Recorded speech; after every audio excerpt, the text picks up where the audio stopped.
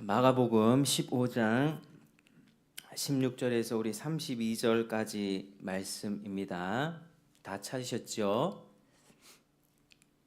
제가 쭉 봉독하겠습니다. 잘 따라오시면 되겠습니다. 마가복음 15장 16절입니다. 군인들이 예수를 끌고 브라이도리온이라고 하는 뜰 안으로 들어가서 온 군대를 모으고 예수에게 자색옷을 입히고 가시관을 엮어 씌우고 격려하여 이르기를 유대인의 왕이여 평안할지어다 하고 갈대로 그의 머리를 치며 침을 뱉으며 꿇어 절하더라. 희롱을 다한 후 자색옷을 벗기고 도로 그의 옷을 입히고 십자가에 못 박으려고 끌고 나가니라. 마침 알렉산더와 루포의 아버지인 구레네 사람 시몬이 시골로부터 와서 지나가는데 그들이 그를 억지로 같이 가게 하여 예수의 십자가를 지우고 예수를 끌고 골고다라 하는 곳, 번역하면 해골의 곳에 이르러 몰약을 탄 포도주를 주었으나 예수께서 받지 아니하시니라. 십자가에 못 박고 그 옷을 나눌세 누가 어느 것을 가질까 하여 제비를 뽑더라. 때가 제3시가 되어 십자가에 못 박으니라. 그 위에 있는 죄패에 유대인의 왕이라 썼고 강도 둘을 예수와 함께 십자가에 못 박으니 하나는 그의 우편에 하나는 좌편에 있더라. 지나가는 자들은 자기 머리를 흔들며 예수를 모욕하여 이르되 아하 성전을 헐고 사흘에 짓는 자여 네가 너를 구원하여 십자가에서 내려오라 하고 그와 같이 대제사장들도 서기관들과 함께 희롱하며 서로 말하되 그가 남은 구원하였으되 자기는 구원할 수 없도다. 이스라엘 왕 그리스도가 지금 십자가에서 내려와 우리가 보고 믿게 할지어다 하며 함께 십자가에 못 박힌 자들도 예수를 욕하더라. 아멘. 자, 우리가 이제 마가복음 15장 벌써 이제 끝으로 가고 있습니다. 예수님의 십자가로 더 가까이 가고 있는 그 장면을 우리가 살펴보고 있습니다. 우리가 지난 시간에는 예수님이 빌라도에게 신문을 받으셨는데 두 번의 신문을 받으셨습니다. 근데 예수님의 죄는 발견되지 않았죠. 두 번이나 신문을 했지만 무죄가 증명됐습니다. 그런데도 빌라도는 자기 자리를 지키기 위해서 또 무리들에게 만족을 주기 위해서 무리들의 요구에 응해주지 않으면 자기가 자기 자리를 빼앗기게 되니까 로마로부터 또 징벌을 받게 될 그런 어려움이 있으니까 비겁하게 예수님의 십자가형을 그렇게 선고했습니다. 그래서 예수님은 죄가 없으셨지만 아주 부당하게 고난을 받으셨고요. 조롱도 당하셨고 십자가로 한 발자국씩 이렇게 더 가까이 가고 계시는 것입니다. 자, 그래서 오늘 이 본문은 예수님이 본격적으로 채찍질 맞으시고 또 고난을 받으시고 십자가에 달리는 그 장면입니다. 우리가 함께 살펴보겠습니다. 자, 우리 16절 한번 같이 읽겠습니다. 시작. 군인들이 예수를 끌고 브라이도리온이라 하는 뜰 안으로 들어가서 온 군대를 모으고 아멘. 자, 여기 이제 브라이도리온이라고 하는 말은요, 이제 아람어입니다. 아람어인데 이게 본래 로마 부대의 본부 혹은 사령부를 뜻하지만 여기는 이제 빌라도 총독이 주재했던 관저를 가리킵니다. 그러니까 예루살렘에 있었던 이 관저는 안토니아 요새라고도 불리우기도 했는데 총독은 원래 정식 관저가 있었던 그 가이사랴라고 하는 가이사랴에서 예루살렘에서 올 때마다 여기에서 거주하면서 공적인 업무를 그렇게 처리했던 것입니다. 그래서 이제 여기서 이렇게 군인들이 온 군대를 다 모아서 예수를 조롱하기 시작하죠. 자, 먼저 17절에 예수님에게 무슨 옷을 입힙니까? 자, 자색 옷을 입힙니다. 자색. 지금 우리가 자색 옷이라고 하면 흔한 옷이겠지만 그때 자색 옷은 이거 아주 고급진 옷입니다. 왕복입니다. 왕복과 귀족들만 입는 옷. 그래서 아마 빌라도가 입다가 낡아서 버린 옷이 아닐까 그렇게 추측이 되는 옷입니다. 그래서 이 옷을 예수님에게 입힌 다음에 군인들은 유대인의 왕이라는 이 죄목에 걸맞는 모양새를 갖추어서 그렇게 조롱하고 있는 것이죠. 왕복을 입히고 그 다음에 머리에는 뭘 씌웠습니까? 가시관을 엮어 씌웠습니다. 그리고 마태복음에서는 로마 군병들이 이 예수님의 오른손에 왕의 통치를 상징하는 이 긴 지휘봉이 있습니다. 뭐 규라고 하기도 하고요. 이 지휘봉 왕월 대신에 갈대를 들게 해서 예수님을 희롱했다, 그렇게 기록하고 있습니다. 이 종합해 보면 예수님은 자색옷, 빌라도가 버린 그 자색옷을 군인들이 입혔고, 머리에는 가시 면류관, 왕관 대신이죠. 가시 면류관을 이렇게 씌웠고, 손에는 왕의 통치를 상징하는 왕월 대신에 갈대를 쥐고 그렇게 조롱을 당하는 것입니다. 18절에도 경례하여 이르되 유대인의 왕이여 평안할지어다, 이렇게 인사하고 있습니다. 진정으로 존경을 표하는 인사가 아니죠. 평안할지어다라고 하는 이 표현은 원래 황제에게 했던 인사 말입니다. 황제여 평안할지어다, 평안이 있을지어다, 이렇게 이야기를 했었는데 지금 예수님에게 그 인사를 이렇게 하면서 조롱하고 있습니다. 자, 예수님이 받는 조롱들은 점점 심해지는데 어떤 조롱이 또 있습니까? 우리 19절을 한번 같이 읽어볼까요? 자, 19절 시작. 갈대로 그의 머리를 치며 침을 뱉으며 꿇어 절하더라. 아멘. 자, 갈대는 아까 제가 말씀드렸듯이 예수님의 손에 쥐어준 것인데 그 갈대로 예수님 머리를 툭툭 치는 거예요. 여러분, 군대 남자들이 이제 군대를 가니까요, 군대에서 머리 때리는 게 참 이렇게 모독이죠. 군대에서 이게 신병들이 딱 들어오면 그 신병의 모자창을 잡고 앞뒤로 이렇게 당기고 조롱을 합니다. 그게 굉장히 모욕적이고 기분이 나빠요. 밖에서 사회생활을 뭐 얼마만큼 지위가 얼마만큼 있었냐, 나이가 얼마만큼 있었냐 따지지 않고 신병이 들어오고 하면 막 모독하는 의미로 모자를 잡아 당기고 머리를 툭툭 칩니다. 굉장히 기분이 나쁜 행동이죠. 그런데 그것도 모독인데 머리를 그렇게 때리면서 머리에 씌워진 지금 가시 면류관에 가시가 지금 박히고 있는 것입니다. 그러니까 예수님의 머리는 가시 면류관에 이제 이게 치면서 이게 점점 가시가 이렇게 들어가는 것이죠. 가시들이 머리 가죽을 뚫고 뼈를 찌르는 그 고통은 말할 수 없는 고통이었을 것입니다. 더욱이 여기서 치며 할 때는 계속 쳤다는 뜻입니다. 계속 쳤다, 반복적으로 지속적으로 한 번 치고 만 것이 아니라 계속 예수님의 머리를 때리고 있는 것입니다. 게다가 침을 뱉는 것이죠. 꿇어 절하면서 계속해서 조롱하고 있습니다. 여러분, 누구한테 모욕을 당해 본 적이 있습니까? 침뱉음 당해 본 적이 있습니까? 굉장히 모독적이겠죠.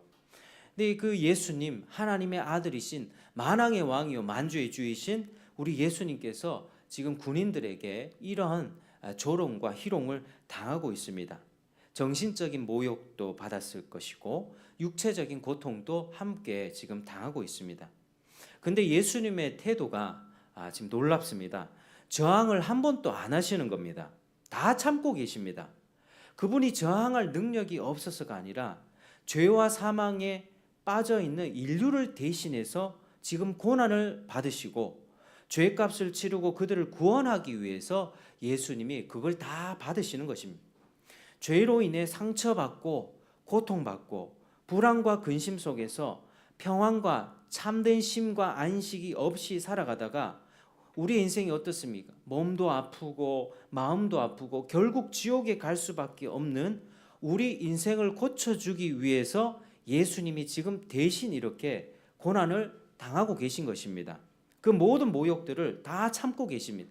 하나님의 앞에 하나님이 장차 주실 그 기쁨과 영광을 기대하면서 하나님이 모든 영광과 그런 존귀를 주실 것을 마음에 소망하고 있으면서 지금 이 고난을 감내하고 있는 것입니다. 베드로전서 2장 22절에서 24절은 이렇게 말씀합니다. 그는 죄를 범하지 아니하시고 그 입에 거짓도 없으시며 욕을 당하시되 맞대어 욕하지 아니하시고 고난을 당하시되 위협하지 아니하시고 오직 공의로 심판하시는 이에게 부탁하시며 죄가 없고 거짓도 없고 그런 분이 욕을 당하셨는데 아무런 반응하지 않으셨고요. 고난 당하셨을 때 위협하지 않으셨고 어떻게요? 오직 공의로 심판하시는 하나님께 부탁했다. 부당한 고난을 당할 때 하나님이 이 모든 상황을 하나님 앞에 다 맡겨드립니다. 공의로우신 하나님께서 이 모든 일들을 해결해 주실 것을 믿습니다 라고 성부 하나님을 의지하면서 그렇게 감내하고 있습니다. 이어지는 말씀은 친히 나무에 달려 그 몸으로 우리 죄를 담당하셨으니 이는 우리로 죄에 대하여 죽고 의에 대하여 살게 하려 하심이라. 그가 채찍에 맞음으로 너희는 나음을 얻었나니. 아멘. 이렇게 말씀하고 있습니다. 예수님이 우리 죄를 담당하셨습니다. 여러분, 우리가 살아가면서 살아가는 모든 인간관계의 갈등, 심하게는 흉악 범죄들, 살인들, 밖에는 사람들이 사기를 치고 서로 배신하는 모든 일들이 어디서부터 일어납니까? 다 죄의 문제 아니겠습니까? 다 죄 때문에 그렇습니다. 두 사람의 죄든 국가적인 죄든 정치인의 죄든 가난한 사람들의 범죄든 이 세상 모든 사람들은 바로 이 죄의 문제에 심각하게 빠져 있습니다. 죄 좀 지어도 괜찮지, 이거 절대로 아닙니다. 우리는 반드시 우리가 했던 행동들에 대해서 책임져야만 합니다. 말로써, 행동으로써, 우리의 태도, 우리 마음의 동기들, 우리의 모든 것들에 대해서 우리는 반드시 책임을 져야만 합니다. 죄를 짓고서도 괜찮다, 이거 절대로 아니죠. 공의로 심판하시는 이가 최후에 결산할 겁니다. 우리의 인생이 끝날 때에 하나님의 그 인생을 달아보시고 하나님의 모든 결산을 하나님께서 시행하실 것입니다. 그러나 그 결산 앞에서, 그 최후의 결산 심판 앞에서 예수 믿는 자들도 나도 믿지 않았던 사람들과 별 다를 바 없이 살아왔구나, 이걸 다 낱낱이 밝히 드러나게 될 것입니다. 숨겨왔던 죄들, 나와 너만 알았던 그 죄들 다 드러났을 때 정말 부끄럽고 하나님을 쳐다볼 면목이 없다. 이렇게 될 때 우리는 어떤 은혜를 받습니까? 예수님을 믿는 자들은 예수님의 보혈로 의롭다함을 얻은 그 은혜로 인하여서 영생을 얻고 영원한 하나님 나라에 들어가게 되는 것이죠. 자격이 있어서 하나님, 나 이때까지 잘 살아왔죠, 착하게 살아왔죠, 이게 아닙니다. 똑같은 죄인들이지만 그리스도의 심판대의 오른편에 있는 자들은 예수님의 지금 이 담당하신 고난과 십자가 은혜 때문에 우리는 영생에 들어가. 하나님, 정말 자격이 없지만 예수님의 은혜 때문에 내가 하나님 품에 안기게 되는군요. 그러니까 하나님 나라는 어떻습니까? 찬양과 감사와 기쁨과 감격과 주님 앞에 무릎 꿇고 엎드려 겸손하게 절하는 모습 외에는 있을 수가 없습니다. 자기 자랑이란 게 천국에 있을 수가 없죠. 그럼 왼쪽에 심판받는 자들은 자기의 고집과 욕심대로, 자기의 정욕대로 죄를 지으며 예수를 전해줘도 믿지 않고 모든 복음을 거부했던 그 죄에 대한 대가로서 정죄를 당하고 자기 죄에 대한 대가를 영원히 치르게 되는 것입니다. 그런 인생, 우리 인생이 그러합니다. 장례식장 많이 다녀보시면 그걸 느끼지 않습니까? 사람의 인생이 그 몸에서 심장이 멎고 육신에서 영혼이 떠나면 차갑게 식지 않습니까? 입관할 때 보면 그 시신이 아주 차갑게 사후에 강직이 생겨서 이제는 한 줌의 재로 돌아가야 합니다. 그게 우리 인생이 끝나는 종말의 모습입니다. 누구든 다 그렇게 끝납니다. 우리의 몸과 재산과 가지고 있는 것들 아무것도 가지지 못합니다.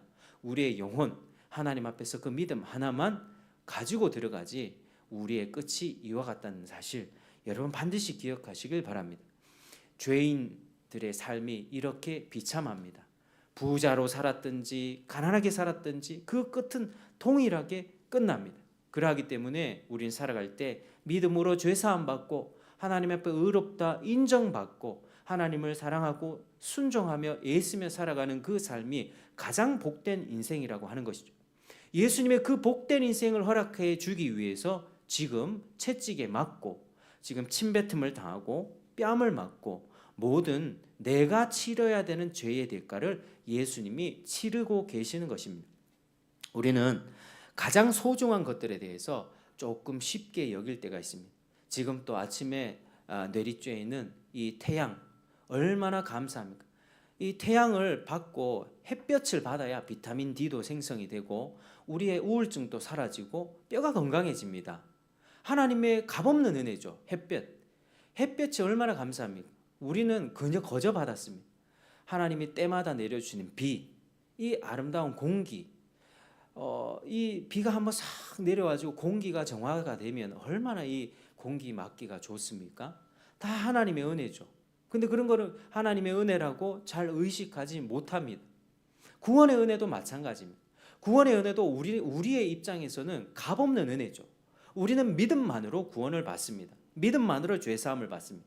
그러나 그 믿음을 생각하기 전에 나는 값없이 은혜를 받았네 라고 고백하기 이전에 예수님이 지금 아주 처절하게 피 흘려가면서 머리에 가시관 찔려가면서 채찍 맞으며 살가죽 다 터져나가면서 침뱉음 당하면서 갈대로 군인들이 모욕하는 이 희롱과 조롱과 모든 고난들을 다 그 값을 치러내셨다라는 사실을 우리는 반드시 기억해야만 합니다. 우리가 얻은 구원은 우리 입장에서는 값없는 구원이지만 그분의 입장에서는 모든 값을 다 치루셨습니다. 그래서 놀라운 은혜인 것이죠. 여러분, 누군가가 내 머리를 때린다면 우리의 반응은 어떻습니까? 누군가가 지나가는 사람이 내 얼굴에 침을 뱉는다면, 직장 관계 속에서 부하 직원이 나에게 대든다면 어떻습니까? 화가 나지 않습니까?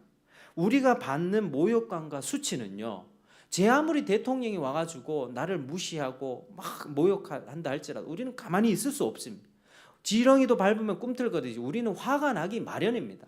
마음속에서 튀어나옵니다. 그런데 예수님은 지금 모든 모욕을 다 참아내고 계시다는 사실이죠. 왜 그렇습니까? 사랑하는 성부 하나님, 아버지, 성부 하나님의 뜻이 그러하기 때문에 사랑은 모든 것을 참고 믿고 바라며 견디느니라. 성부 하나님을 향한 그 사랑 때문에 예수님이 지금 버티고 있는 것입니다. 아주 놀라운 은혜입니다. 그렇게 예수님은 그 사랑으로 지금 이 과정을 잘 견디고 계시고요. 이제 십자가를 지게 되십니다. 모든 희롱을 다 받으신 후에 자 21절에 한번 같이 읽겠습니다. 자 21절 시작. 마침 알렉산더와 루포의 아버지인 구레네 사람 시몬이 시골로부터 와서 지나가는데 그들이 그를 억지로 같이 가게 하여 예수의 십자가를 지우고. 여러분, 지금 예수님이 지금 십자가를 지실 때 그 전날 밤에 밤새 기도를 하셨습니다. 겟세마네 동산에서 밤새 기도하시고 지금 뭐 밤새 새벽에 이리저리 끌려다니면서 여러 번 신문당한 지금 상태라, 그리고 채찍 맞고 지금 희롱당하고 먹지도 못하는 상황이라 기력이 지금 다 빠진 상황이에요. 그래서 예수님은 십자가를 지고 가다가 그게 무게가요 한 20kg 정도밖에 되지 않습니다. 그거 건강한 남자는 20kg 쉽게 지고 갈 수 있을 텐데 예수님은 지금 기력이 다 쇠한 상태라 지고 가다가 그걸 지지를 못합니다. 그래서 이 로마 군인들이 지금 그 구경하고 있는 틈새에서 한 건장한 청년을 발견해서 그 사람이 바로 구레네 사람 시몬입니다. 알렉산더와 루포의 아버지 구레네 사람 시몬이 지나가던 중에 그 구경꾼들 틈새에 있는 것을 보고 야 너가 와서 이 예수의 십자가를 같이 져라. 그래서 이 시몬이 예수의 십자가를 지는 것을 대신 지고 골고다 언덕에 지금 가고 있는 것이죠. 예수님은 지금 매우 기력이 쇠한 상태이고 그렇게 어려운 지금 상황 중에 이렇게 건장한 청년이었던 시몬이 도와주고 있습니다. 자, 시몬에 대해서 잠시 말씀드리면요, 구레네 시몬이라고 하는데 북아프리카, 구레네는 북아프리카 연안에 있는 도시였는데 오늘날 우리 이제 리비아라고 하는 나라의 수도 트리폴리라고 하는 곳입니다. 그게 구레네입니다. 시몬은 그곳에서 태어나서 살아온 디아스포라 유대인이었습니다. 근데 왜 예루살렘에 왔는가? 왜 예수님의 십자가 틈에 군중 틈에 끼어 있는가? 유월절 지키러 온 것이죠. 지금은 유월절 시즌입니다. 예수님이 유월절 어린 양으로서 죽임을 당하는 그 순간에 유월절을 지키기 위해서 왔다가 예수님의 그 끌려가는 모습 가운데 그걸 쳐다보고 있다가 자기가 예수님의 십자가를 대신 지게 된 것입니다. 근데 이 시몬에 관해서 뒤에 살펴보면 자세히 나와 있지는 않은데요. 로마서 16장 13절에 보면 이렇게 나와 있습니다. 주 안에서 택하심을 입은 루포와 그의 어머니에게 문안하라. 그의 어머니는 곧 내 어머니니라. 그러니까 바울이 로마서를 썼잖아요. 바울이 루포와 그의 어머니에게 문안하라. 그가 내게 동역자. 그는 내 어머니와 같은 사람이다. 그러니까 지금 여기서 알렉산더와 루포의 아버지 구레네 사람 시몬이라고 하는데 이 루포가 그 루포인 것이죠. 그러니까 구레네 시몬은 자기가 의지적으로 십자가를 지진 않았지만 다른 사람이 군인이 져라 해갖고 졌지만 그 예수님의 십자가를 대신 지면서 예수를 곁에서 지켜보았고 그렇게 나중에는 예수를 믿게 되는 복을 얻었다 이 말입니다.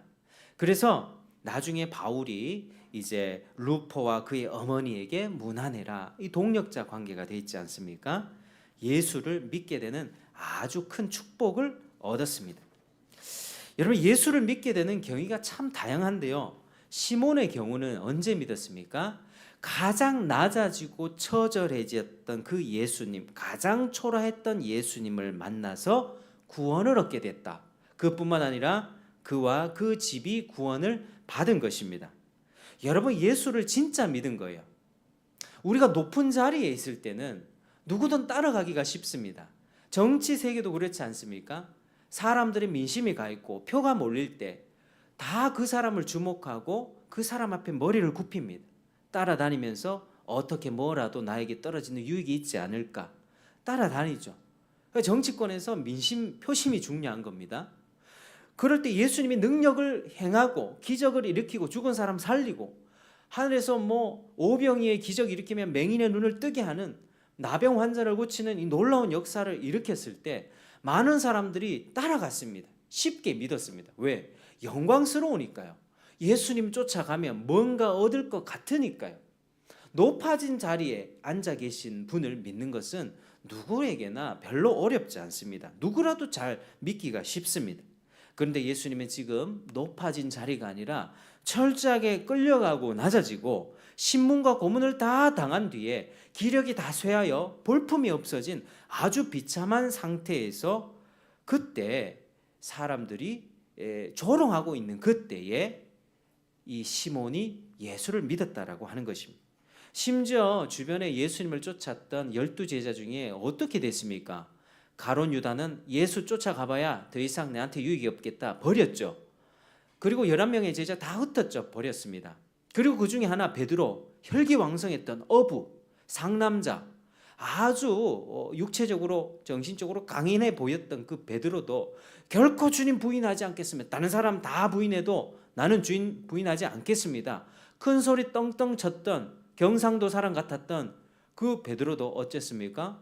계집 여종에 너도 예수와 함께 같은 편이야 이 고발을 당하면서 다 도망가 버렸죠. 마가는 어땠습니까? 마가는 혼이불을 두르고 가다가 잡혀서 이불을 벗어 던지고 알몸으로 도망가 버렸습니다.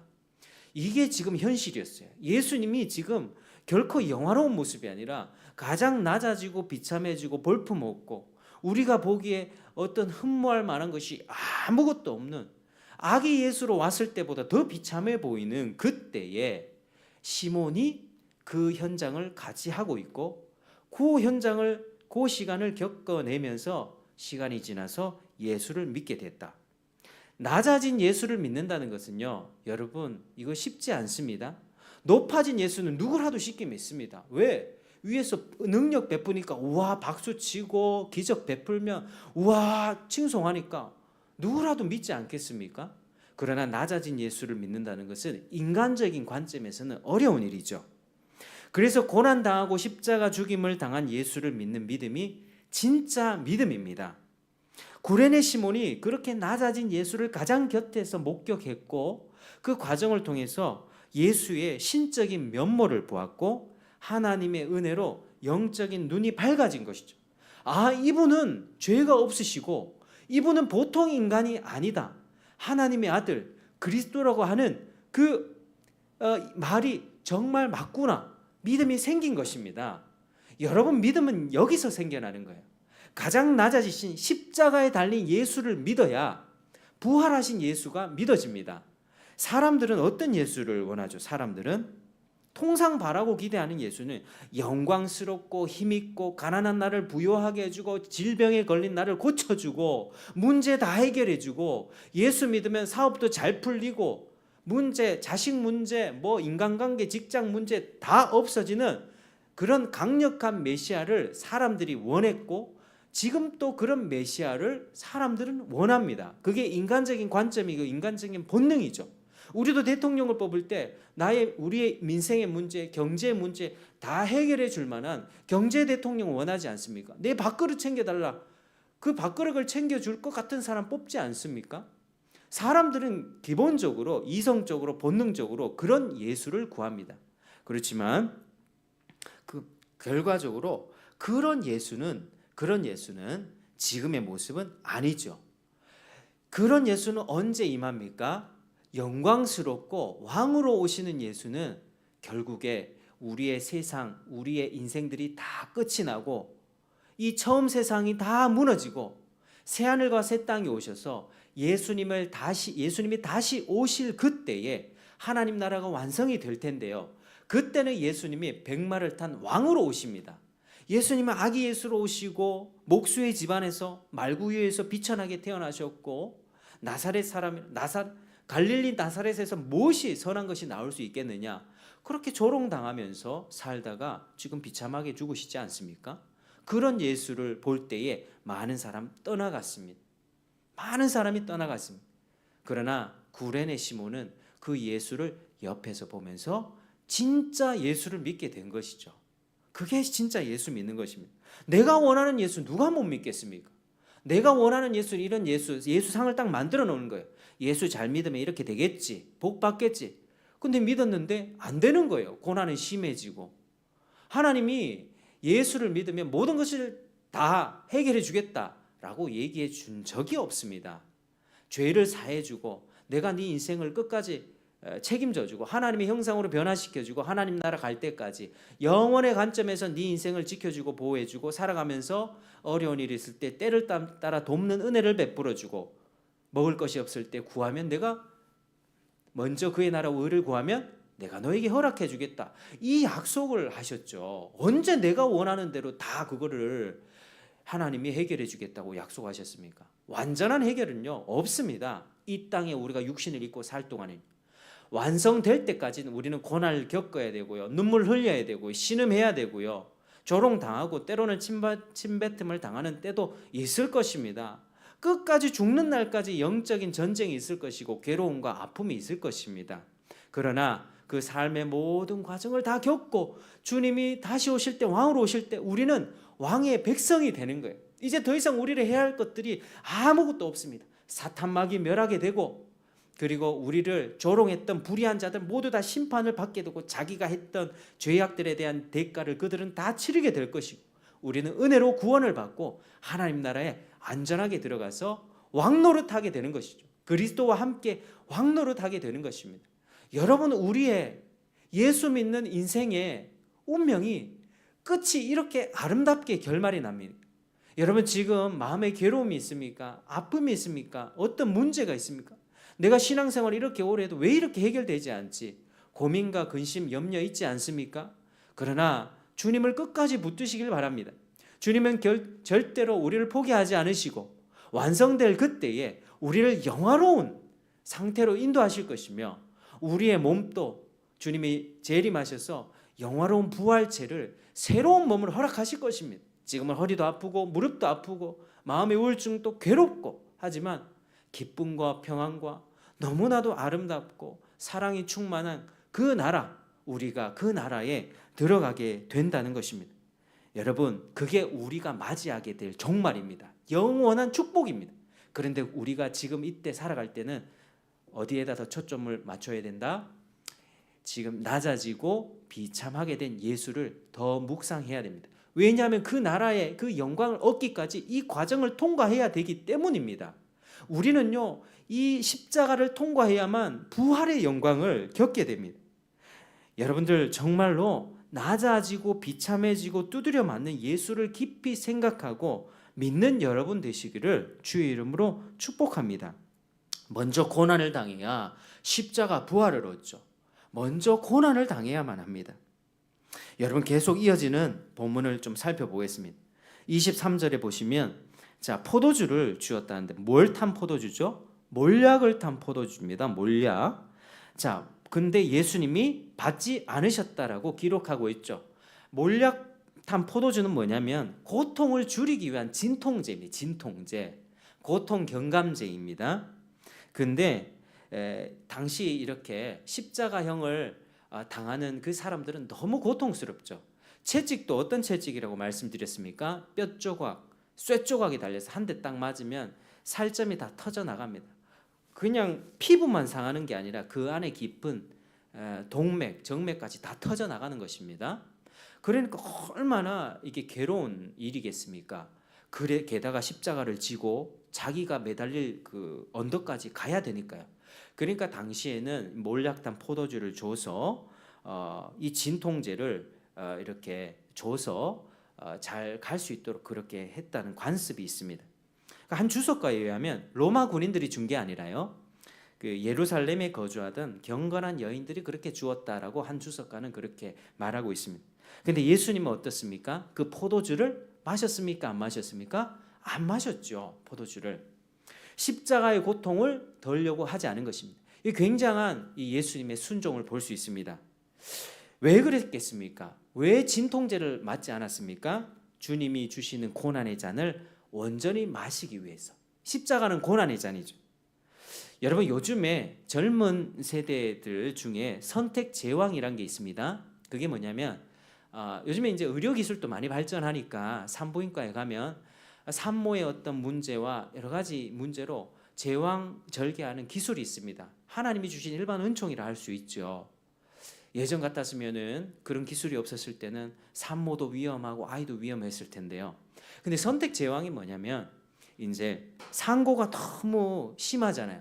산모의 그 해산의 고통이 너무 어려우니까 대략적으로 출산 예정일을 따져서 유도분만제 맞고 진통제를 맞고 진통을 이렇게 겪지 않은 채로 그냥 배를 갈라서 아이를 빼내는 그게 선택 제왕입니다.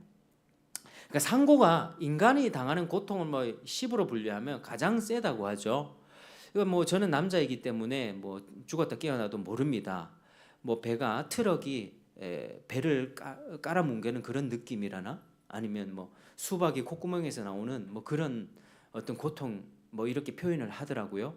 그 남자들은 모르지만 임신을 하고 아이를 놓아봤던 여인들은 그 고통이 얼마만큼 큰지 너무 잘 아는 것입니다.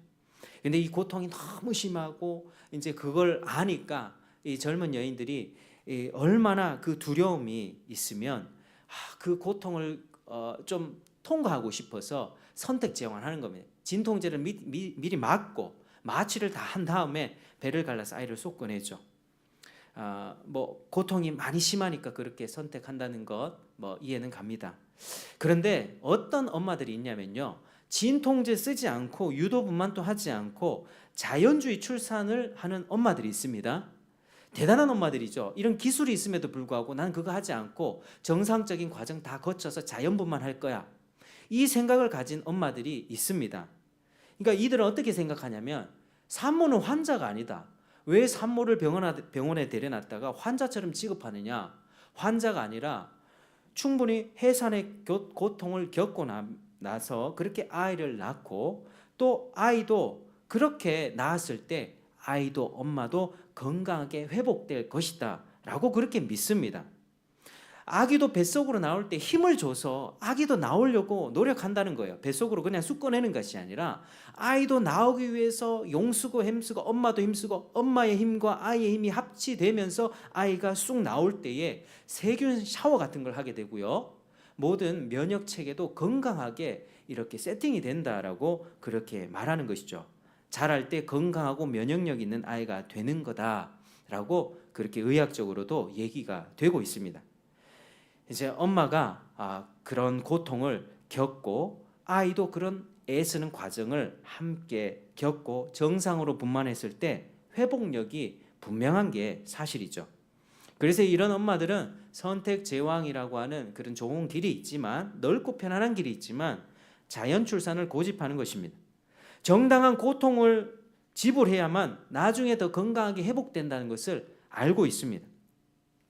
여러분, 요즘에 선택 제왕술뿐만 아니라 의료 기술뿐만 아니라 삶의 전반이 얼마나 편리해졌습니까? 다방면에서 기술력이 발전해서 고통 없이, 대가 지불 없이, 희생 없이, 땀을 흘리지 않고 쉽게 해결할 수 있는 방법들이 많아졌습니다. 광고들도 어떻게 광고 나죠? 뭐 이 알약 하나만 먹으면 뭐 지방이 다 빠집니다. 2주만 하면 다 됩니다. 그게 있겠습니까? 영어 공부 6주만 하면 다, 영어 공부 6주해가 되겠습니까? 그 방법을 알려줄 수는 있겠지만 결국 자기가 땀 흘리고 노력해야 되겠죠. 근데 요즘 세상 자체가 음식도 그렇습니다. 이렇게 재료를 준비해서 정성껏 만드는 것보다 밖에서 시장에서 사오는 게 더 편하죠. 택배, 인터넷으로 돈만 결제하면 다음날 바로 뚝딱 떨어집니다. 금방금방 해결되니까 사람들의 성향 자체가 편리주의에 젖어가는 것이죠. 희생을 꺼려하는 시대가 됐습니다. 사람들은요, 땀 흘리는 거 별로 안 좋아해요. 돈을 벌어도 쉽게 벌기 원하고요. 대가를 지불하고 내가 뭔가를 획득하기보다 좁은 길 가기보다 넓고 편한 길로 가려고 하는 겁니다. 이게 우리 시대의 전반적으로 사람들이 깔린 기본적인 마인드입니다. 신앙생활도 어떻게 할까요? 희생 대가 지불하기보다 편하게 하려고 하죠. 편하게 하려고 합니다. 집에서 인터넷 틀어놓고 예배 영상 틀어놓고 예배 드렸다. 그리고 예배 딱 드려놓고 내 놀러 갈 거 다 가고, 이거 예배 아니거든요. 예배는 희생입니다. 희생. 나의 시간과 재정을 하나님 앞에 드리고 가장 중요한 것 대치될 때 그걸 내려놓고 이 자리에 와서 하나님의 은혜를 구할 때 하나님의 은혜를 베풀어 주신다. 그게 정상적인 신앙생활이고 하나님이 기뻐하시는 신앙생활입니다. 예전에 구약시대 때 하나님 앞에 희생 제물 드릴 때 그거 자기가 정성 들여서 키운 양과 염소들 잡아서 드렸습니다. 어디서 뭐 남의 거 가져온 게 아니라요, 자기 짐승을 바친 것이고, 그만한 그 재산을 희생해 가면서까지 하나님 앞에 제사를 드린 것이죠. 우리 예배하는 태도도 마찬가지여야만 합니다. 내 것을 희생하고 내려놓고 대가 지불하면서 교회에 와야 그게 은혜가 되는 거예요. 옛날에 평양 대붕 시절 때 사람들이 사경에 가기 위해서 2주 3주 보따리 메고 음식 메가면서 하나님 말씀 듣기 위해서 그렇게 오지 않았습니까? 지금은 자동차 뭐 편리하게 기술 발전됐지만 편리함에 우리가 너무 취해 있어서, 이 세상 바벨론 시스템에 화려함에 너무 취해 있어서 대가 지불하기보다 그냥 좋으면 좋지, 좋게 가려고 하는 게 우리 시대의 이 모습입니다. 자기 부인이라고 하잖아요. 자기 십자가 지고 그렇게 좁은 길로 오라고 하는데, 주님 이건 너무 좁아요. 그냥 넓은 길로 가고 싶어요. 그렇게 가는 게 우리들의 모습이라고 하는 것입니다. 고통 겪어야지, 고난 겪어야지 영광으로 가는데 진리에서 많이 벗어나고 있죠. 시대가 그렇게 편리주의로 흘러가고 있다는 것이 어디서 그렇게 드러납니까? 이 시대의 우리의 출산율 저하. 여러분, 사람이 아기를 낳아서 키우는 이 희생, 이 대가는요 굉장한 것입니다. 굉장한 노력과 땀과 에너지를 소비하는 일입니다. 오늘날 우리가 젊은 세대들 지금 그런 근본적인 희생을 꺼려합니다. 결혼도 안 하려고 해요. 결혼은 희생이니까요. 결혼 안 하려고 해도 안 하려고 하고 낳아도 한 명 끝. 아이 한 명 왕으로 키워가지고 어떻게 됩니까? 버릇없는 아이가 되죠. 막 부대 끼면서 자기 고집을 절제하고 자기가 책망받고 꼬중받고 너 질서 지켜야 돼. 형한테 오빠한테 대들면 안 돼. 부모님한테 말씀 잘 들어야 돼. 부대 끼면서 살아온 그 아이가 더 예의가 있게 되는 것입니다. 우리는 지금 이런 위기 가운데 있습니다. 가정 몰락, 인구 몰락, 국가 몰락, 교회 다음 세대가 다 무너지는 위기. 이게 우리의 희생, 대가 지불이라고 하는 정신을 다 잊어버렸기 때문이에요.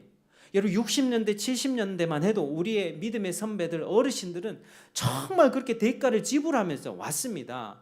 집에서 핍박하면 성경책 다 불사지르고 태워버리면 주님 앞에 나와서 기도하고 눈물 흘리고 또 영적인 전쟁 감당하면서 그렇게 왔다고요. 근데 오늘날 우리 세대들은 쉽게 좋은 게 좋은 거다 한 번만 타협해버리는 그런 시대가 이 시대가 되었습니다. 교육도 어떻습니까? 권리만 가르치죠. 학생 인권, 학생 머리를 길러도 된다, 핸드폰 가져도 된다, 학생의 뭐 수면권, 학생 피곤하면 안 된다, 자도 된다. 권리만 이야기하니까 학생들이 수업 시간에 자도 이제는 선생님들이 뭐라 못하고요. 수업 시간에 갑자기 오줌 마렵습니다. 나갔다 오면 선생님들이 뭐라고 말을 못한대요. 그래서 지금 이 시대 문제가 되는 게 그거 아니겠습니까? 아니 학생이라면 자기가 잠을 미리 자두던가 오줌을 미리 넣어놓고 그렇게 그 수업을 준비하고 선생님 말씀에 집중해야지. 자기가 원하는 시간에 오줌 들어가고 자기가 원하는 시간에 가고 수업 시간 그래놓고 점수 안 나왔다고 따지고 이게 지금 이 시대 아니겠습니까? 권리를 이야기하기 전에 자기 희생을 하고 대가를 치러서 네가 책임감 있게 살아야 된다를 가르쳐 줘야 되는 것이죠. 오늘날 우리 사회에 참 많은 문제들이 있는데요. 정신병들이 있지 않습니까? 이건 미국에서 의학 저널에서 발표된 부분인데요. 우울증, 공황장애 여러 가지 정신질환들이 있지 않습니까? 근데 이 질환들을 진짜 그 질환을 보고 약을 먹여가지고 해결해야 될 부분이 아니라 그 인생 가운데 무책임하게 살았던 부분들을 점검하고 책임감 있게 살도록 해주면 그 증상들은 사라진다고 해요. 실제적으로 오늘날 무책임한 사회, 대가를 지불하지 않고 희생하지 않는 사회가 되니까 많은 사람들이 고통을 겪고 나도 고통 겪고 나 때문에 너도 고통 겪고 국가적으로 재앙이 닥치는 것입니다. 여러분 오늘 이 시대에 우리 주님은 어떠하셨습니까? 몰약을 받지 않으셨어요. 진통제 거부하셨습니다. 맛보고는 진통제라는 거 아시고 거부하고 주님이 그 모든 고난을 당하셨습니다. 왜? 하나님이 죄인들을 향해서 내리시는 그 100%의 고난과 고통을 주님이 다 받기 위해서 그래야만 완전한 십자가의 구속이 성취된다는 걸 알았기 때문에 우리 주님은 편리주의를 거부하고 고통, 경감을 거부하고 대가를 지불하고 있는 것이죠. 예수님은 그렇게 온전한 순종의 그런 제사를 지금 드리고 있는 것입니다.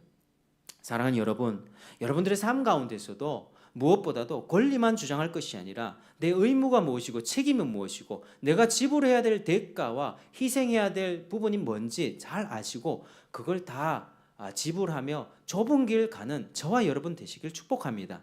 우리는 이 길을 가야만 주님의 영광을 볼 수가 있습니다. 참으로 우리 주님께서 가시는 길이 쉽지 않은 길이었다. 참 이렇게 우리가 보아지는데요. 그러나 이 길도 우리 주님께서 가시는 그 길도 구약에 다 예언된 길이었습니다. 자, 24절 한번 같이 읽어보겠습니다. 시작. 십자가에 못 박고 그 옷을 나눌세 누가 어느 것을 가질까요? 제비를 뽑더라. 자, 이 말씀은 시편 22편 18절의 예언입니다. 구약의 다윗의 기도 예언이 지금 이루어지고 있는 것입니다. 예수님의 그 모든 인격과 사역들은 정확하게 이루어지는 거예요. 우연적인, 우발적인 게 아닙니다. 정확하게 시간표대로 하나님이 구약에 알려주신 예언 그대로 이루어지고 있습니다. 하나님이 이렇게 정확하십니다. 자, 25절, 26절 또 읽어보시면 이제 몇 시에 그 못을 박히게 되죠. 자, 3시죠, 3시. 근데 여기서 이제 유대인의 시각이기 때문에 6을 더하면 9시입니다. 오전 9시에 못을 박히게 됩니다.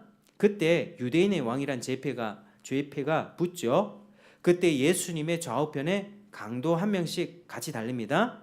이 사람들은 무력, 혁명 투쟁가들, 열심당원입니다.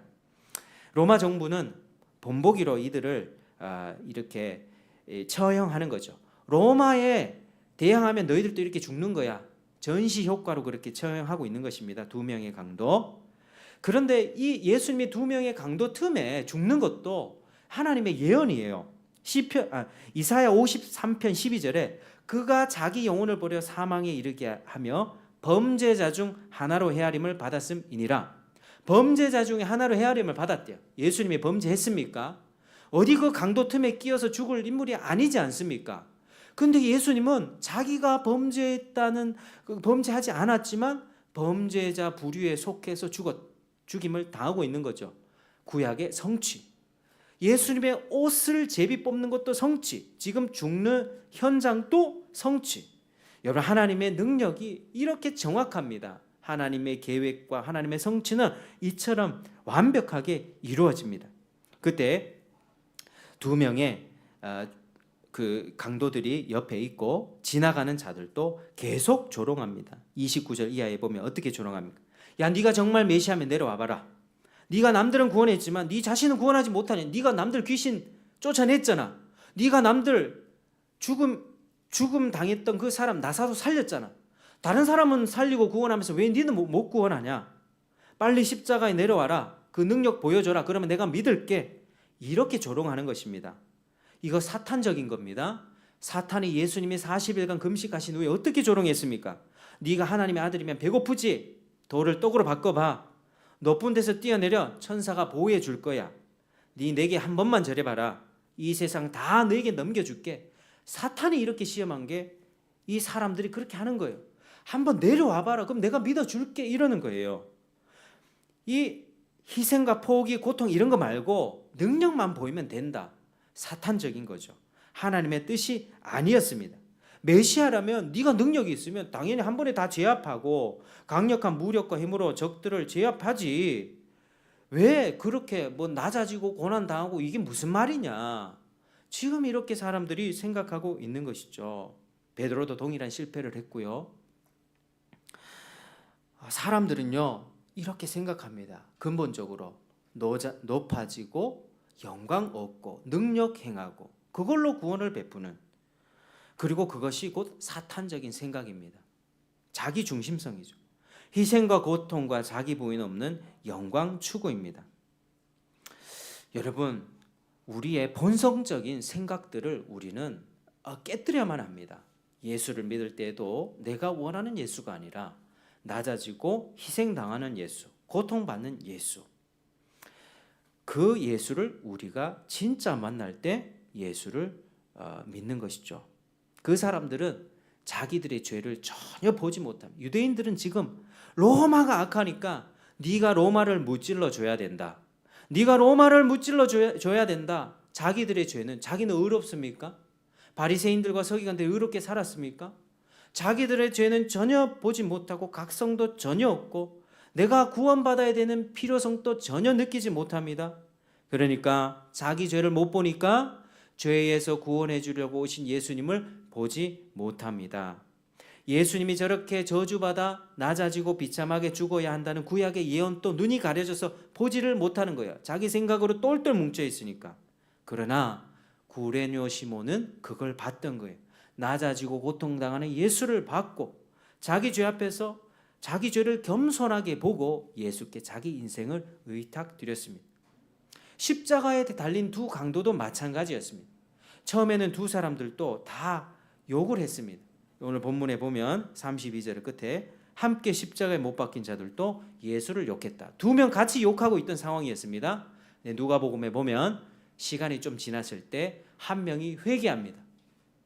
야, 우리는 우리가 행한 일에 상당한 보응을 받는 것이 당연하지만 이 사람이 행한 것은 옳지 않은 것이 없다. 주여, 당신의 나라에 갈 때 나를 기억하소서. 우리 주님이 네가 오늘 나와 함께 낙원에 있을 것이다. 구원을 허락하셨습니다. 자기 죄를 볼 때 십자가에 달린 예수가 보이게 되는 것입니다. 그리고 예수를 보고 믿게 되면 내가 구원을 받게 되는 것이죠. 여러분, 자기 죄를 철저하게 보는 여러분 되시길 주의 이름으로 축복합니다. 이제 말씀을 맺겠습니다.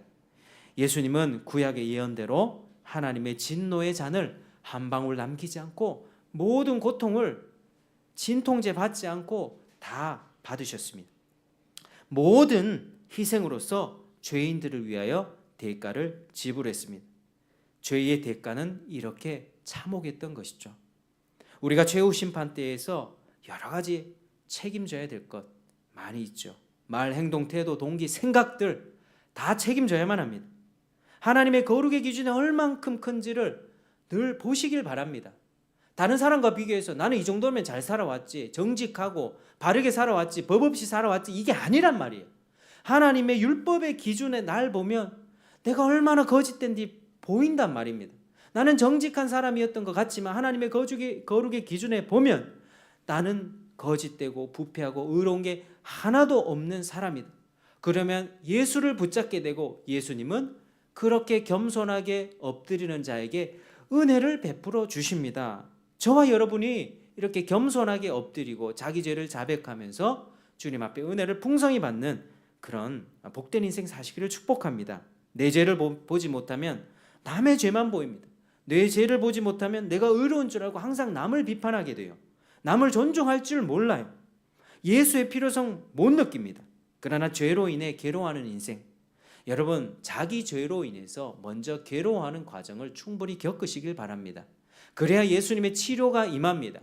예수님의 치유가 임합니다. 그런 영혼이 주님께 자기 영혼을 맡기게 돼요. 그가 채찍에 대신 맞았다는 그 구절을 보고 은혜를 받습니다. 그분이 대신 맞으셨으니 내게 치유와 나음의 은혜가 있게 되는 거구나. 그리고 주님이 가셨던 그 길을 똑같이 걸어가게 되는 것이죠. 저와 여러분의 삶이 그런 삶이 되시기를 주의 이름으로 축복합니다. 함께 기도하겠습니다. 하나님 아버지 감사합니다. 오늘 말씀을 통하여서 우리에게 또 교훈하여 주시고 이 편리주의가 대세가 되어버렸고 희생하지 않고 고통하지 않고 뭐든 쉽게 타협해버리는 이 시대 속에서 주님의 길을 따라가기 원합니다. 주님이 진통제 받지 않으시고 모든 고난 받으신 것, 모든 희생을 치르신 것을 보면서 아버지 우리도 그 길을 가기 원합니다. 나도 내 죄를 보길 원합니다. 하나님의 율법 앞에 나의 더러움과 또 부패함을 보길 원합니다. 예수를 붙잡기 원합니다. 주님이 가셨던 그 길을 끝까지 쫓으며 가길 원합니다. 하나님 우리에게 은혜 베풀어 주셔서 주님이 기뻐하시는 삶이 되게 하시고 결국 주님이 왕으로 임재하실 때에 우리가 왕노릇하며 주님의 나라에 영원한 안식 누리는 복된 인생 되도록 우리에게 복을 내려 주옵소서. 예수님 이름으로 기도드립니다. 아멘. 우리 찬송가 449장